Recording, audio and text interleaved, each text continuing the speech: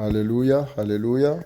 Ngiye gushima Imana kubwo uyu mwanya mbonye kugira ngo tuganire nanone ku ijambo ry'Imana. Muri kumwe na Pastor Dr. Gakwaya Emmanuel. Tugiye kuganira ku ijambo dusanga muri Yesaya, igice cya 54, umurongo wa 10. Avuga ngo imisozi izavaho n'udusozi tuzakurwaho, ariko imbabazi zanjye ntizakurwaho, kandi isezerano ry'amahoro nagusezeranije ntizakurwaho. Ni ko Uwiteka ukugirira ibambe avuga.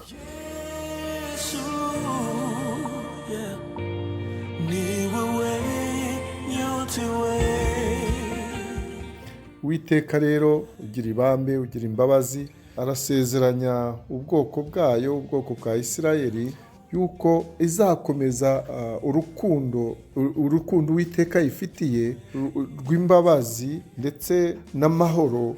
Ibyo ngibyo ko Isirayeli izabikomeza mu gihe cy'imyaka 1000. Nicyo rero Uwiteka asezeranya ubu bwoko, ikavuga ko nk'uko yasezeranije Nowa ko itazongera gutsemba ibifite ubugingo ndetse n'umubiri ibitsembesheje amazi y'umwuzure, ko nayo ihaye isezerano ryayo Isirayeli yuko muri kiriya gihe cy'imyaka 1000 itazakura kuri Isirayeli amahoro yayo ndetse n'isezerano ry'imbabazi zayo ko bitazavaho. Niyo iriya misozi n'udusozi byavaho, kuko ari byo yari yasezeranije Nowa kandi yarabikoze. Ntabwo Imana yongeye kugeza ubu yongeye gutsemba ibifite ubugingo ndetse n'ibifite umubiri biri ku isi ibitsembesheje amazi y'umwuzure, kuko yahaye Nowa ikimenyetso cy'umukororombya, umuheto w'Imana, yuko itazatsemba ubwoko, mbese ibifite umubiri n'ibifite ubugingo bizaba biri ku isi. Uwiteka ashimwe rero ko ihaye nanone Isirayeli ndetse natwe isezerano rizahoraho, ko amazi atazongera kurimbura ibiremwa bifite ubugingo byose kugeza ibihe byose, kandi gukiranuka kw'Imana rero ntikuzakuka, kuzahoraho.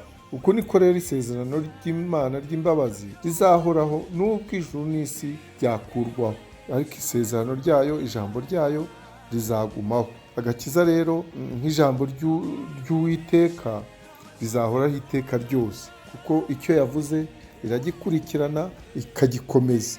Haleluya. Imana rero mu isezerano ryayo ry'amahoro ifitiye Isirayeli, izaza ikomeze kutayigirira umujinya, kuko Uwiteka yabaye ngo nk'ibata gatoya kugira ngo bibwirize ukuntu bagombye kugaruka ku Uwiteka, bagakorera Uwiteka aho gukorera imana z'abanyamahanga. Hano rero turabona ukuntu Imana ubwayo izita kuri Yerusalemu, umurwa w'Imana. Imana rero hano muri byose dusoma turasanga ko Imana iha Isirayeli kuye mu isezerano yahaye nanone Aburahamu ku musozi wa Sinayi, ndetse n'iryo yahaye Dawidi, yuko izakomeza kubana nabo.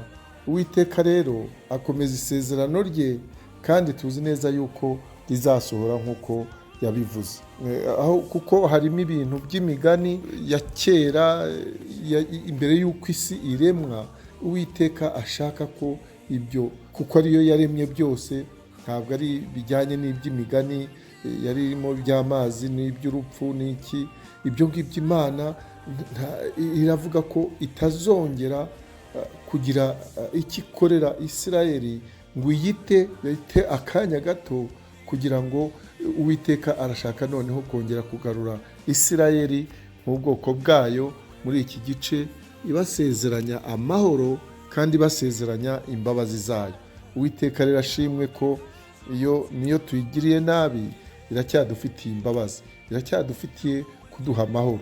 Uwiteka abane natwe, kandi dukomeze gukunda Umwami Imana, kuko atugirira ibambe, ni umwami w'ibambe, ni umwami w'amahoro, ahora atugirira ibambe, aduha amahoro y'umutima. Uwiteka abane natwe muri byose. Umwami wacu Yesu Kristo ashimwe kubw'iryo. Amen, amen, amen.